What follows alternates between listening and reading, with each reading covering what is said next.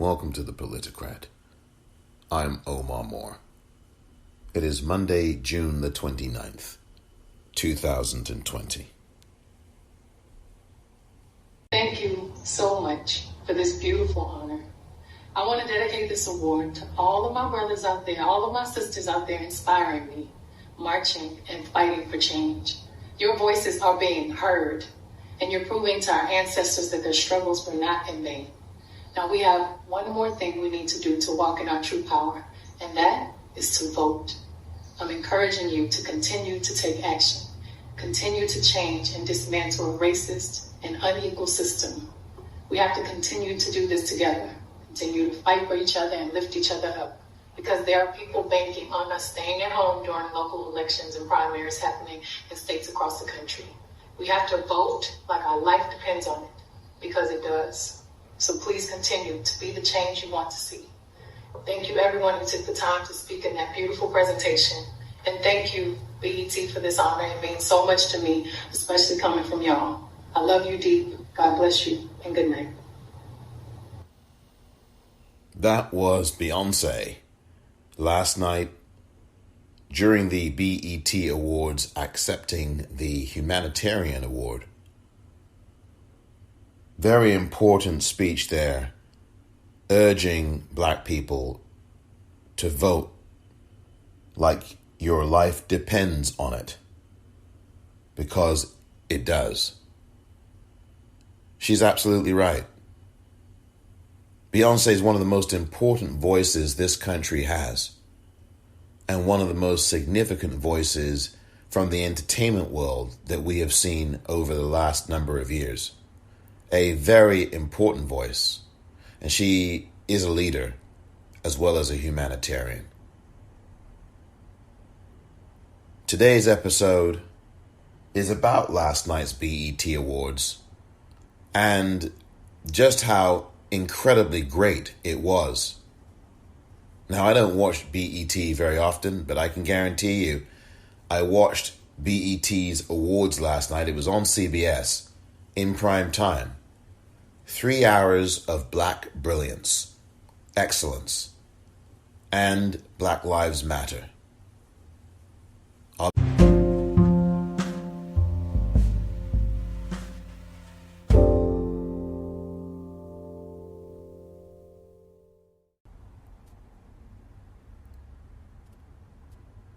Welcome back.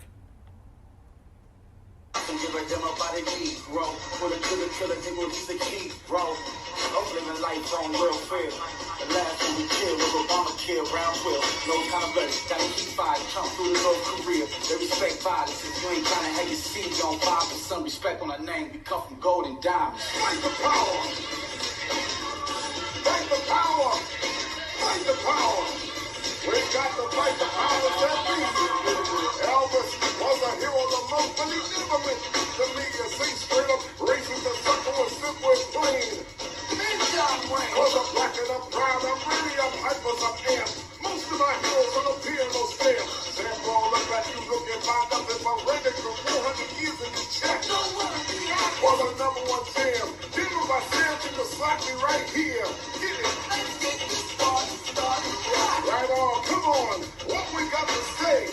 Power of the people know the lay. Make everybody see. In order to fight the powers that be.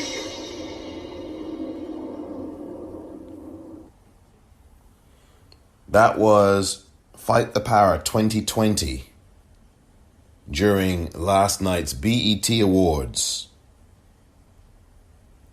An incredible awards it was, really incredible. And actually the awards essentially began with that video. It was a 5-minute plus video that started the awards, a 3-hour extravaganza of Black pride, Black power, Black Lives Matter, Black excellence, and tributes, and awards. It was quite a show. Now, BET is celebrating 40 years of existence, and we got to see that during these awards yesterday.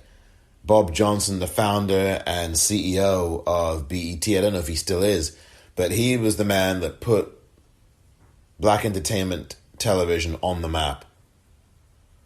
Back in the day, BET I thought was excellent. Now, I have not watched it a lot in the intervening years, but there have been some important programs that have come on along the way, including its role in, I believe, the 1992 presidential campaign. BET has received some criticism over the years, and I think rightly so, for its alignment with a lot of corporations, but also the kind of content, programming-wise, that it has had on its network. Lena Waithe even said something about this, quite honestly, in her characteristically honest way, when she said that, BET has had some issues in the past. And indeed, she is correct. She said that on their air during the awards. And obviously these awards were not the same as what you'd usually expect. We are in the middle of a pandemic. So much of this, in fact, all of it was pre-recorded, and people were accepting in pre-recorded videos from home or from studios or from wherever they may be. But BET last night, for some of the criticisms that I've levied at the network, is still a viable operation, and last night at least was a powerful vehicle for amplification of black voices. BET put these awards on CBS in prime time. And for 3 hours, we were treated to some of the most dazzling, proud, powerful, uplifting, thought-provoking images and spectacles of black people that I've seen in any 3-hour segment of time on television in the United States in quite some years. It truly was a marvelous spectacle. There were ads from corporations that I, quite frankly, can say have not been friendly to black people pretty much ever. They barely have black people in their campaigns for advertising. They don't have any black people, really, essentially, in their boardrooms or wielding power in their boardrooms. They don't have black decision makers in these companies for the most part. Not at all. They still don't in 2020. The vast majority of them still do not.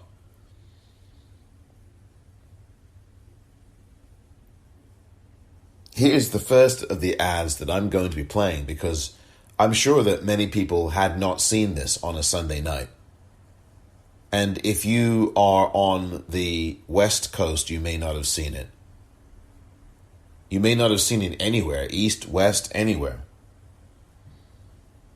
But this was something that, and I posted all of these clips that I'm going to play you so that you can actually see them. I posted them all on my Twitter page at the Popcorn REEL.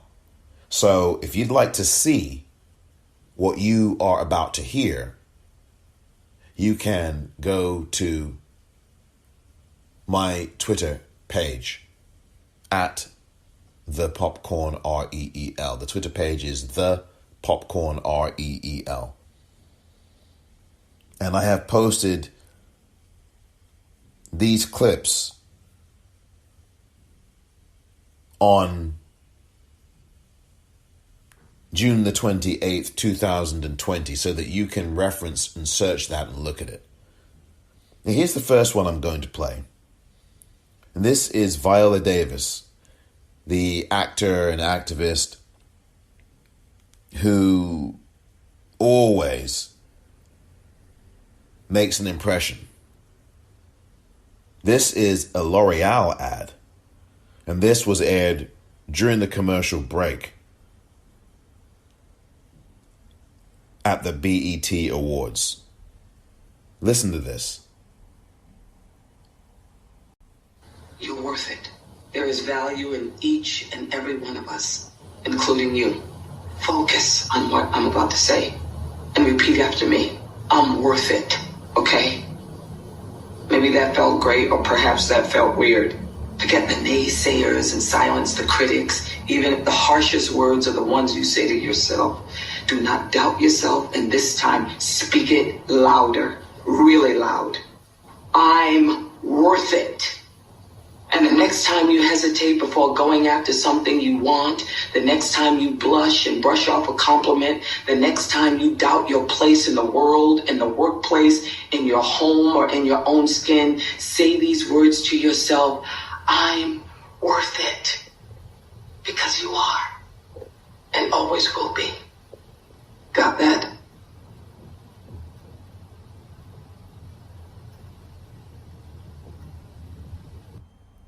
Phenomenal. Absolutely phenomenal. That was a L'Oreal ad featuring Viola Davis. Now, back in the 1970s, L'Oreal did commercials all the time, and you'd never see a single black face anywhere. No black women whatsoever. I remember these commercials. I watched them in the 1970s. A bit younger then than I am now. But I do remember watching them. And it would always be the flick of blonde hair. There would be a white woman flicking her blonde hair back and looking furtively into the camera at you. And then the phrase, L'Oreal, because you're worth it. That would be the ad I would see continuously on British television. That would be the ad I'd see continuously on American television. L'Oreal, because you're worth it. And it would be literally a trio of white women, one of them blonde, one of them brunette, one of them a redhead. And they'd all flick their hair around and look at you. And smile at you. Those are the ads that you would see in the 1970s. Those are the ads that I watched and I remember. I am old enough to remember those ads. You may still be able to find variations of those ads on YouTube. Shouldn't be too hard to find.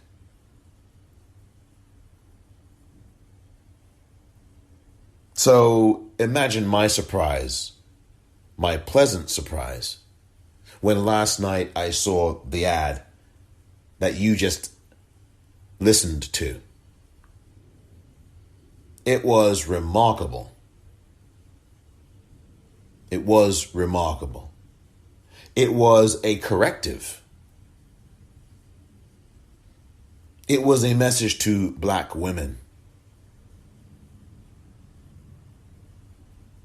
I think what would have been even more powerful about that ad, and you'll see it if you go to my Twitter page, the Popcorn REEL.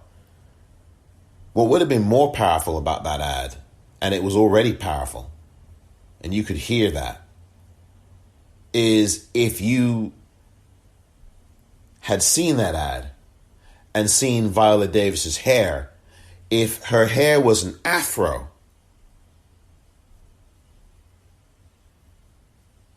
or her hair was in twists,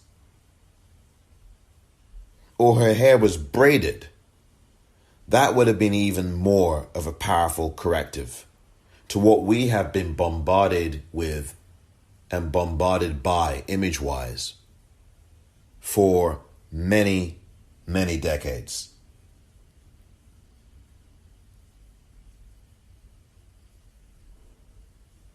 Viola Davis's hair was straight, however, but perhaps that in and of itself carried a strong message. A dark-skinned black woman as the ad campaign in an ad for L'Oreal Paris. In an industry that is very misogynoir, very much so, very secular, very racist and very sexist, and particularly against black women. The misogynoir that black women face, the misogyny that black women face in that industry.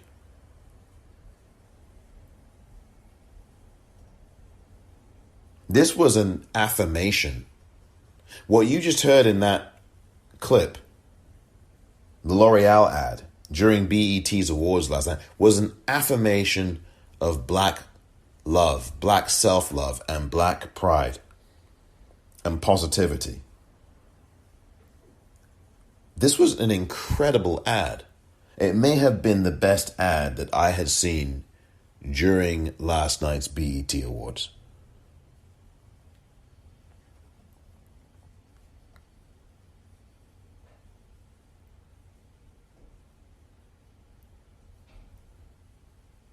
I've got one other ad to play you before taking a break here. This is from Dove. Now, Dove is a company of the Unilever brand. And you may remember that just 3 years ago, Dove had a racist Facebook ad, And Facebook loves showing racist content. And you now have more and more companies saying that they will not advertise on Facebook because Facebook has not done enough, which is true. They have not done enough to stop racist content and violent content and sexist content on their platform. They've absolutely opened the floodgates and allowed it. So you're having more and more companies saying we are withdrawing our advertising dollars we're withdrawing our advertising from Facebook. And we are not going to put our advertising money in Facebook's coffers. We are not going to be complicit with this anymore. Starbucks is the latest company to do so. To say, thanks but no thanks, Facebook. We will advertise elsewhere. We will spend our money elsewhere. I think it's a good move. Dove had in 2017 had this ad on Facebook that was racist. And it was an ad that showed a black woman literally turning white after using Dove lotion. And I've posted this also on my Twitter account at the Popcorn REEL. And you can see this. And you see the first two pictures. And I've talked about this ad recently in previous episodes. The first two pictures, there are 4 pictures. The first 2 pictures, left and right, are of a black woman with a brown shirt on, a t-shirt. And she's getting ready to take the t-shirt off. In the third picture, and there's a Dove product next to her, so she's used the product. The third picture is of the person removing the t-shirt clearly looking white. And the fourth picture is a white woman with the brown t-shirt that she has been wearing completely removed. This is what happened in 2017. This is what Dove was doing then. Last night at the BET Awards, this is what Dove was doing. Oh, beautiful, for heroes proved in liberating strife. America, America, me, God. Whoa. Now that was BET's awards ads. This ran on national television last night. This ad that I just played. And what the ad was from Dove. And Dove saying that it wanted to, in fact, Dove being a co-founder of the Crown Coalition, which is a commission that deals with, I believe, eradicating racism. I'm not quite sure. I'll be honest with you, I have not researched them and should have. So shame on me for not doing so. I'm just telling you, this is what Dove did last night. And at the end of the ad, it said that they co-founded the Crown Coalition to fight hair discrimination, HAIR, hair discrimination. Now we're expanding our partnership with a $5 million investment to fight systemic racism. Now again, 3 years ago, as I just mentioned, Dove had this racist ad on Facebook that I just told you about.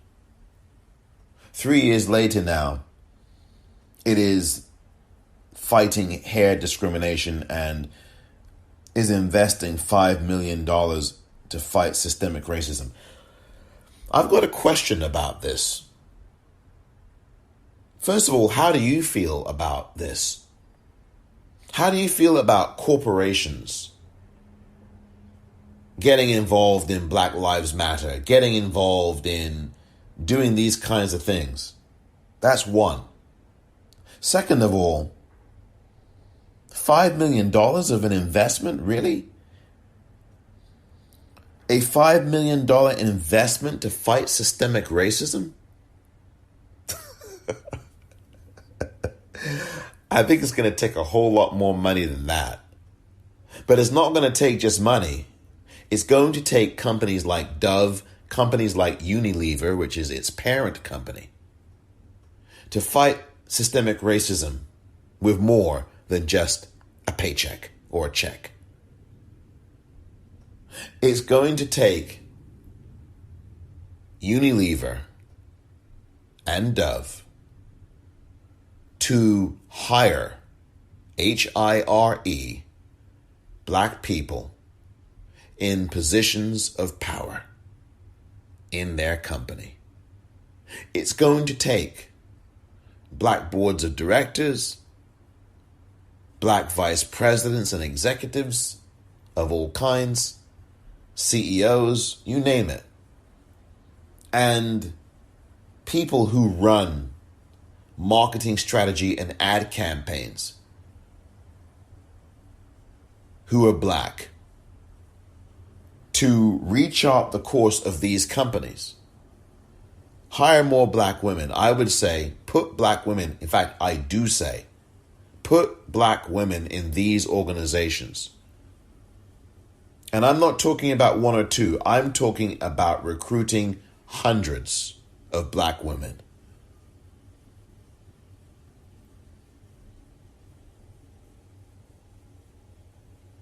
Cede your position, Unilever. Cede your position of power. Yield your power. That is what it's going to take to fight systemic racism. And quite frankly, my question is, how many white people in positions of power at these companies or any company is willing to do that today, tomorrow, last week? How many white people in positions of power are willing to cede their power to Black people so that they can have those organizations properly, justly reflect the world that we are all living in, so that we can dismantle systems of racism and eradicate it in the workplace, in the boardroom, in housing, in healthcare, across the board? How many white people in power are willing to do that? It is okay and fine to shout Black Lives Matter. But Black Lives Matter not just in terms of the police executing us and lynching us. Black Lives Matter in all walks of life, in everyday life, in the boardroom, the workplace, in housing, in healthcare, in jobs, in journalism, all across the board, in every facet of life.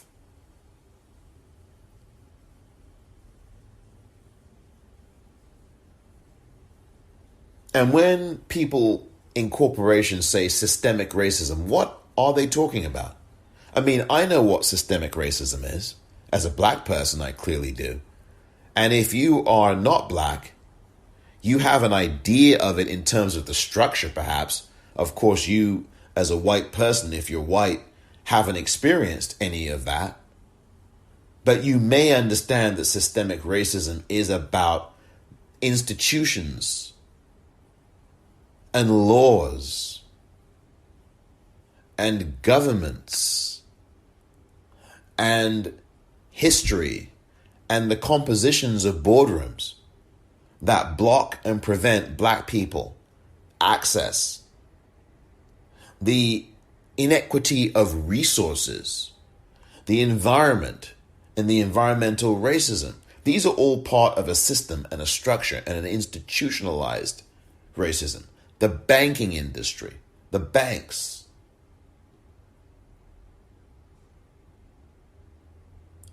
My concern is that these corporations and people in the media say the words systemic racism, A, when they never did before, prior to May of this year, 2020, and B, when they say systemic racism, they do not take any time to make it very clear what systemic racism is. Systemic racism isn't only about not allowing black people to be in a job or to call them the N-word. Systemic racism is that the very system rewards the outcome every time against somebody black. That system doesn't hire them, that system doesn't employ them, that system fires them, that system doesn't represent them in it. That system goes out of its way to make sure that they're not represented. The system is designed to be that way.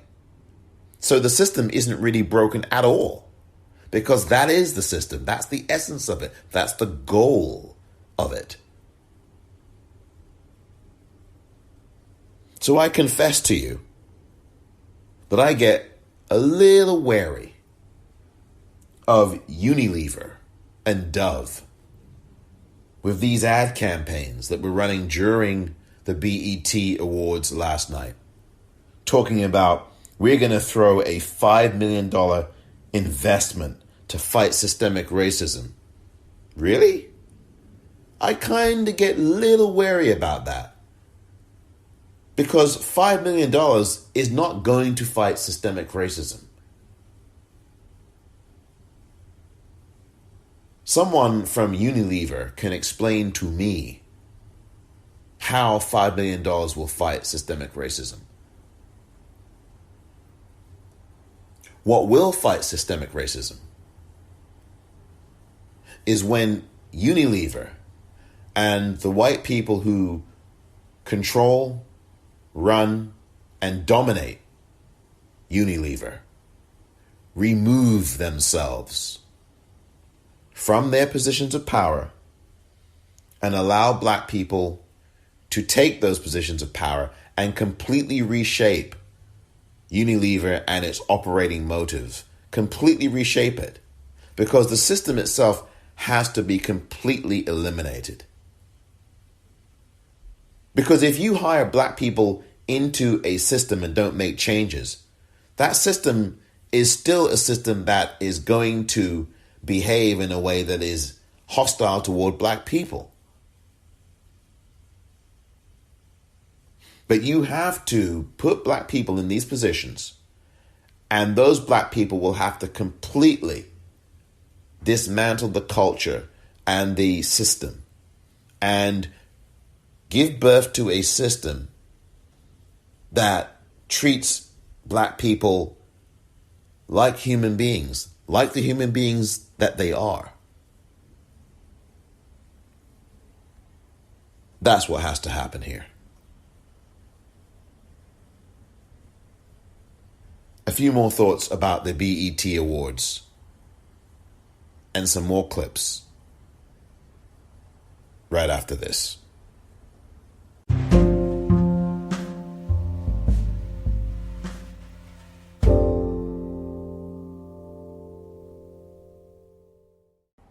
Baby, don't you close your eyes, 'cause this could be our final time. And you know I'm horrible at saying goodbye. But I'll think of all you could have done. At least you'll stay forever young. I guess you picked the perfect way to die. Oh, I guess you picked the perfect way.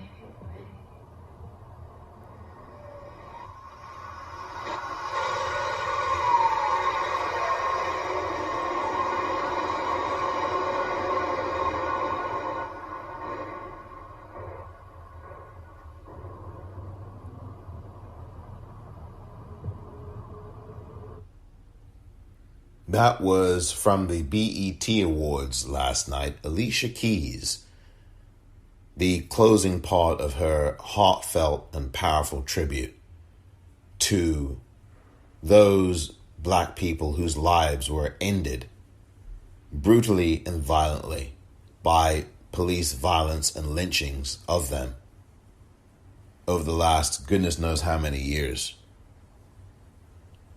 You can go to the Popcorn Reel, that's the Popcorn REEL, on Twitter, and you can see what you just heard on my timeline. The end of that is overwhelming, and I'm not going to give it away here in case you are not aware of it. Be sure to watch what you just heard. Watch that closing 50 seconds or so. It's about 47 seconds that you just heard. Watch that. Go to, on Twitter, the Popcorn REEL, and look at that closing from Alicia Keys. It's powerful. It's really powerful. BET was black last night. BET had an excellent award show. And I haven't even really talked about the awards portion of it.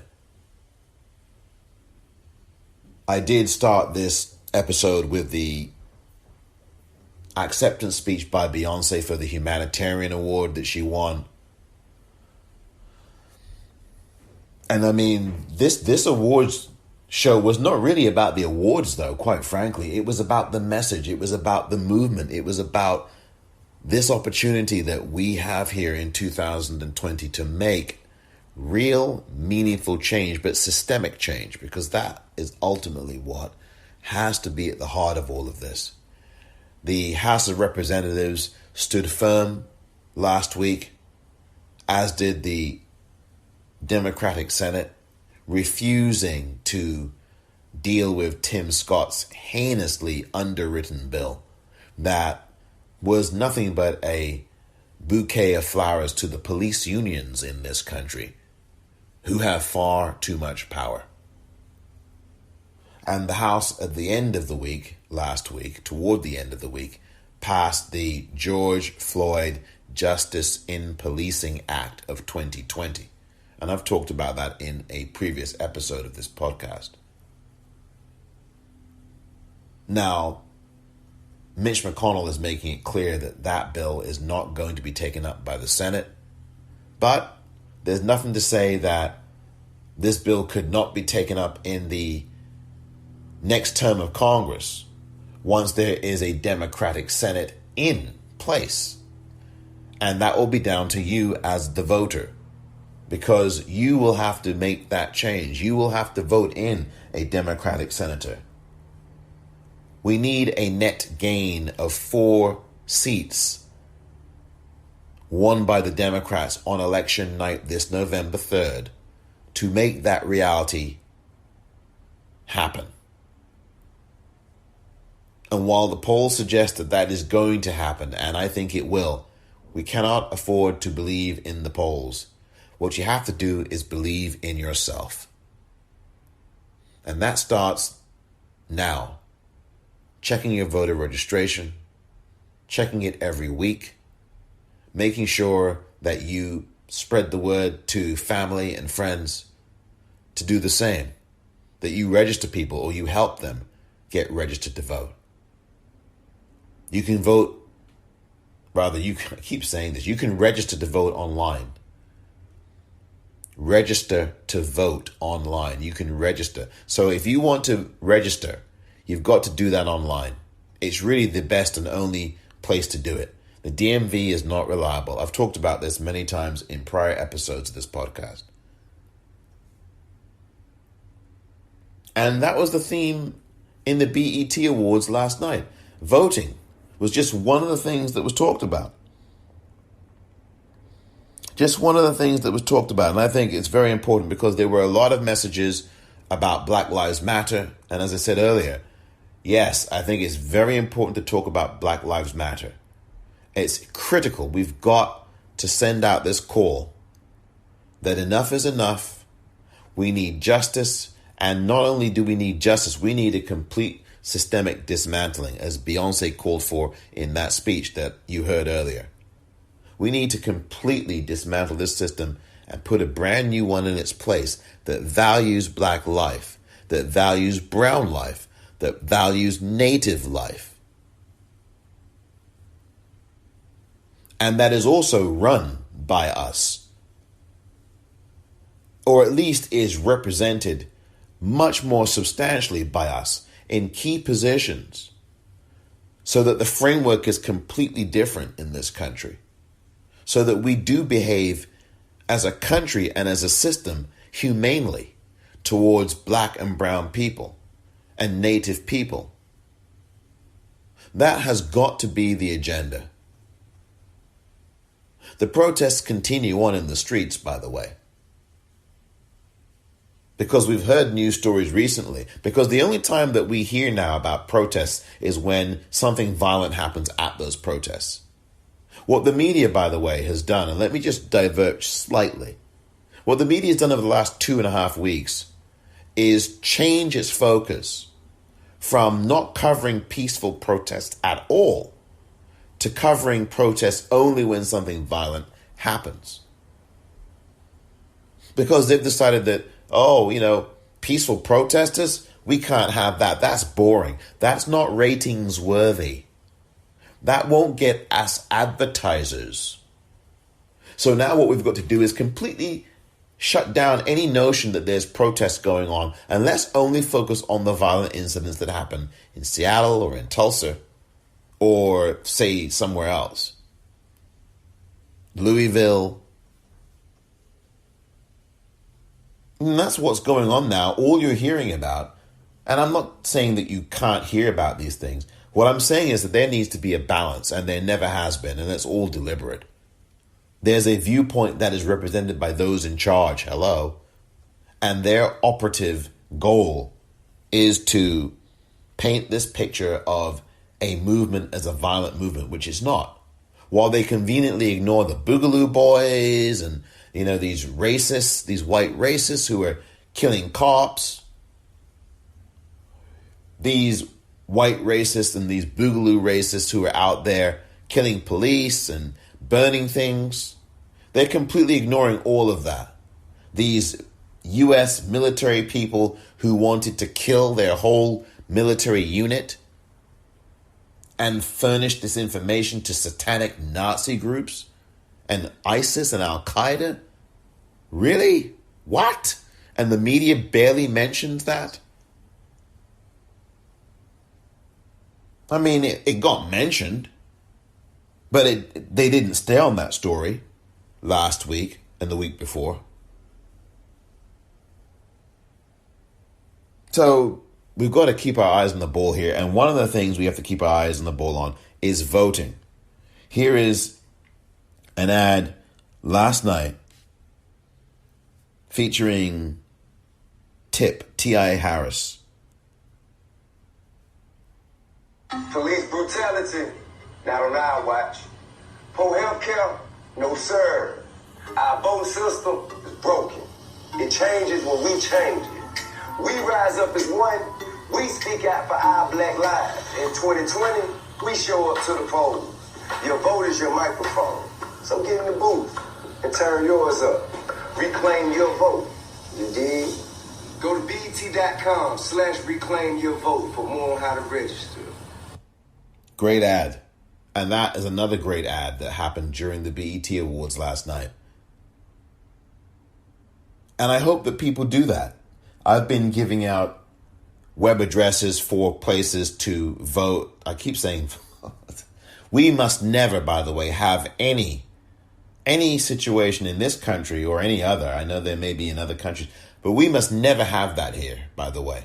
Let me make that very clear, lest I be accused of the opposite.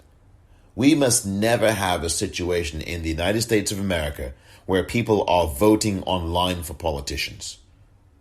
That is not something that this country must ever allow to happen. We must never allow that. Voting in elections must be done either by mail or in person. Registration, voter registration online is perfectly fine. And I think that the ad from T.I. there was a good one. I've sent out information on Twitter and throughout these podcast episodes about where you can go to register to vote. Whether it be whenweallvote.org or iwillvote.com or rockthevote.org or the web address you just heard, bet.com/reclaim your vote or reclaim the vote. Whichever one of those you can try. Right now is the time to plan. Have a game plan, and I've talked about this before in recent episodes. Have a game plan on how you are going to vote. I'm not talking about which candidates you're going to vote for. Although I know which ones I'm going to vote for, and it's pretty clear that if you want a better legislative framework in this country, you're going to have to vote for the Democrats. I mean, that's just obvious. You have Republican legislatures who in Pennsylvania, in the state of Pennsylvania, the state legislature there, this was news that got buried in the national media, who had COVID-19. You had at least 2 or 3 members of Republican state legislatures in Pennsylvania, members of that Republican legislature with COVID-19, with coronavirus, and they didn't tell the Democratic members of that legislative committee, and they met on that committee with at least 1 or 2 members of it on the Republican side infected with coronavirus, and they sat next to them for hours and hours and days. Yeah, I bet you didn't know about that story, most people. Most of you listening have probably never heard that story. But in May of this year, that's exactly what happened. And there was a Facebook post by, and I wish I remembered his name, Dave somebody. And he is a Democratic member of the Pennsylvania state legislature. And he went off on Facebook about it. Cursed them out in the Republican side. How dare you have meetings and not tell the Democratic members of the legislature and of the committee that you've got at least 1 or 2 members of your group infected with coronavirus, and you're holding meetings in a small room. You're holding meetings at all for hours and hours and days. You know, it's right along with the Republican philosophy of I'm not going to wear a mask. Trump has politicized masks. You've got choirs in Texas, 100 strong, all sitting or standing side by side with no mask on, singing, while Mike Pence is sitting there with a mask on. Absolute Orwellian land. It's Orwell land.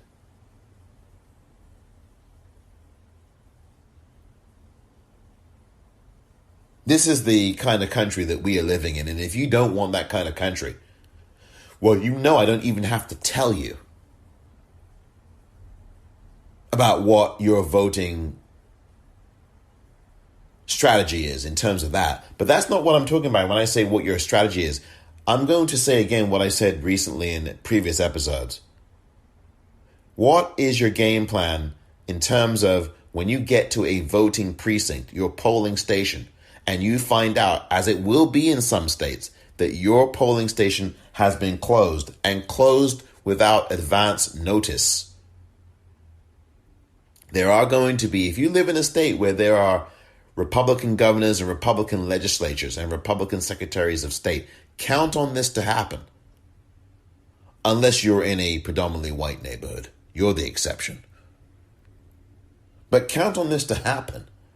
If you are black or brown or poor, or in a college town, and it is one that is operated by Republicans in the state legislature of your state, count on it that you're going to be going to a precinct in a predominantly black neighborhood or city, and it may be closed, believe me, and it's going to be closed, and you're not going to be told about it in advance in many cases. What's your game plan? That's what I'm talking about. Are you going to throw up your hands and give up? I advise you not to do that. Or are you going to say, well, damn it, I'm going to vote. And I'm going to call 866-OUR-VOTE and let them know at the Lawyers Commission on Voting Rights and Human Rights that this has happened. And I'm going to make sure I make a note of this, put it on social media, contact my county board of elections, contact the Secretary of State in the state I live in, and let them know. Let them know in the media as well. And let people know again, as I said, on social media too. What's your game plan going to be? What's your game plan if on October the 28th, you still have not received your mail-in ballot? And in fact, the 31st comes, Halloween, no less, and you still don't have your vote-by-mail ballot. October passes, and you're now on November 1st and 2nd, and you still don't have your vote-by-mail ballot. What are you going to do? Are you going to go in and vote in person? Are you going to say, hey, look, I've not received my ballot yet? At what point do you say that? What's your plan? That's what I'm getting at. And as the calendar turns from June to July, we're almost there. July 1st is on Wednesday of this week. As the calendar turns the month into the second half of the year and to a position where we're literally just over 4 months away from this November 3rd election, have you made a plan to vote yet? That's my point. It's not about which candidates. And by the way, you should be voting in every race on your ballot. Not just the one for the White House, but also all of the ones in between, right down to dog catcher.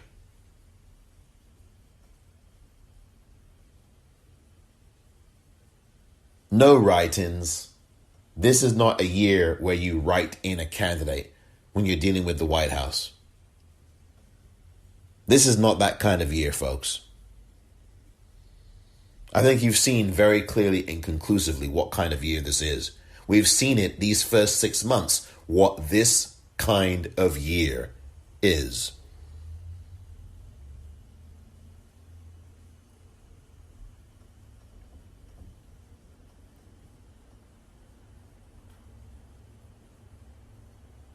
We've seen what this kind of year is. hear what kind of year this is. What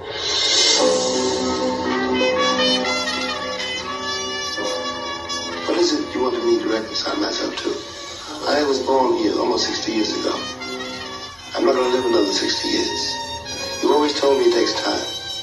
It's taken my father's time, my mother's time, my uncle's time, my brother's and my sister's time, my nieces and my nephew's time. How much time do you want for your progress?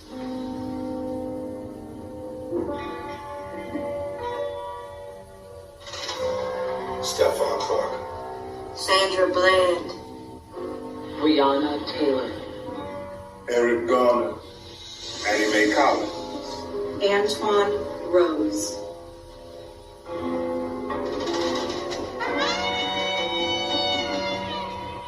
Fred Hampton. Malcolm X.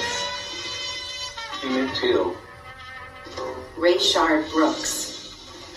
Trayvon Martin.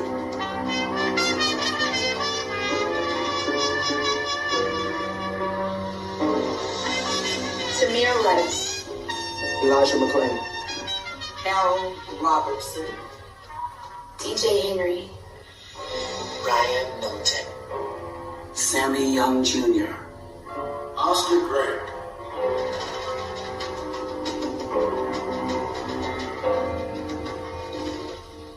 Edgar Evans. Michael Brown. Dr. Martin Luther King Jr. Dominique Remy Fells. Ahmaud Arbery. George Floyd. Unfortunately, these names represent only a fraction of the Black lives we've lost to the over 400-year-long pandemic called racism. We can't allow this cycle of pain and oppression to continue any longer. It ends now. We will not lose.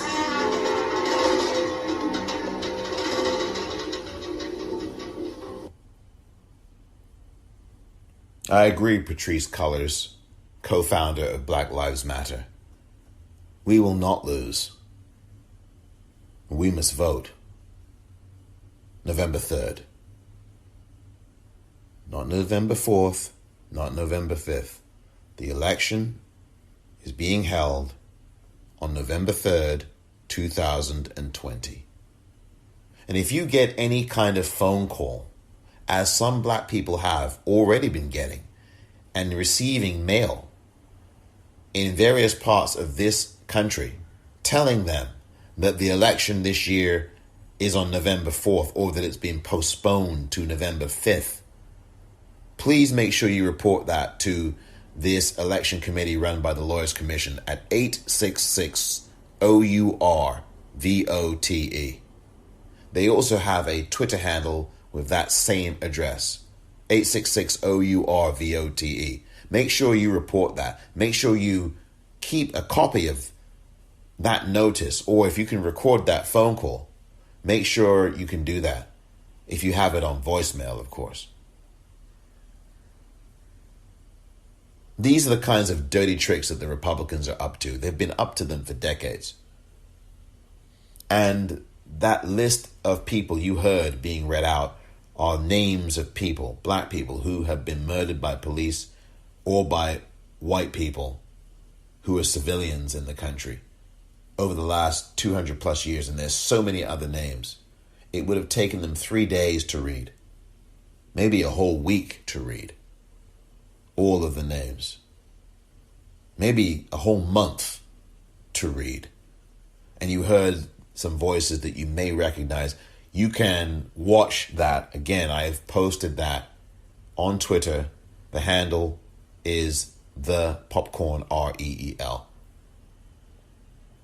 It's quite something to actually watch that 74 seconds of video.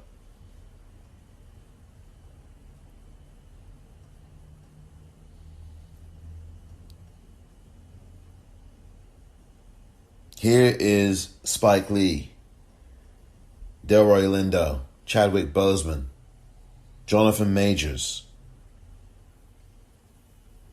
Maybe a voice or two in addition. that you may recognize. To save the soul of America. America would never be free or saved from itself until the descendants of its slaves were loosed completely from the shackles they still wear.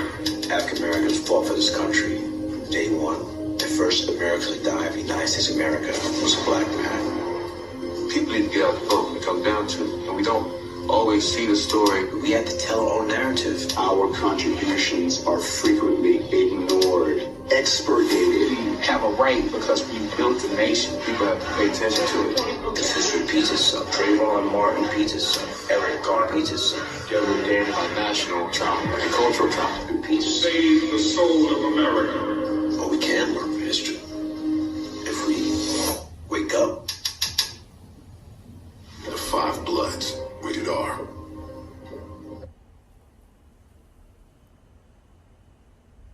Spike Lee, Delroy Lindo, Chadwick Boseman, Jonathan Majors, Dr. Martin Luther King Jr. The Five Bloods. Spike Lee's new film on Netflix now. I urge you to watch that movie. It's a bit long, 2.5 hours, but it is worth the watch.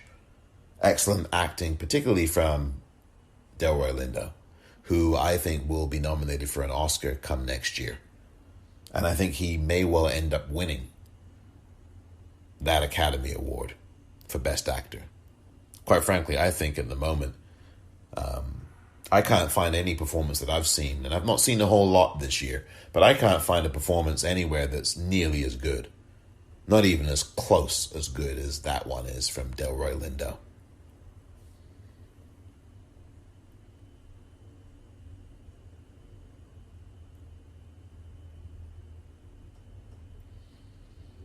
I want to thank you very much for listening. And I do, again, want to go back to this issue of corporations. Do you think that corporations are appropriating Black Lives Matter? There are people who say yes, there are people who say no. I've put up a poll on Twitter. My handle again is the Popcorn REEL. And I've asked that question. Do you think that, or do you approve of corporations promoting Black Lives Matter? These are corporations, of course, who, by the way, have been historically racist and discriminatory towards black people and against black people. Historically and currently. I just played an ad earlier with Dove, which had been running racist campaigns, anti-black campaigns forever with their skincare products and their other products. The Facebook ad I talked about, the racist ad on Facebook in 2017. Do you approve of corporations promoting this, or do you get suspicious of it?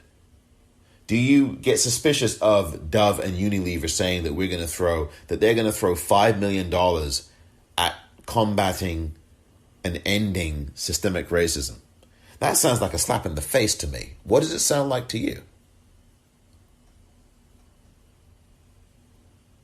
Is it appropriation of Black Lives Matter? Is it an infiltration of it? Or is it a corporation finally doing its due diligence and standing up? Standing up, you might say, is not enough. As I said earlier, I think that these corporations, rather than just saying Black Lives Matter, should actually make that happen by putting Black lives in charge of these corporations and in power in these corporations by the dozens of hundreds, and allow for a complete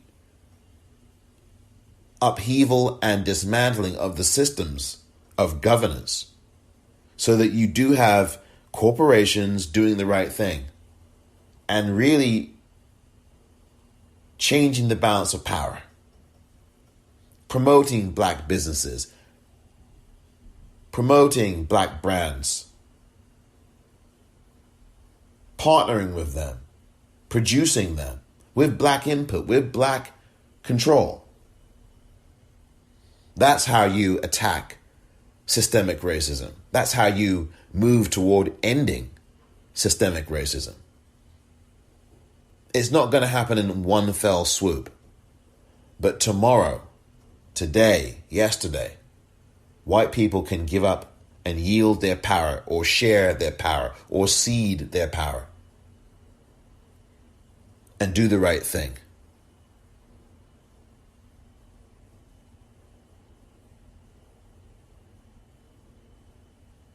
Thank you for listening to this edition of The Politicrat. I'm Omar Moore.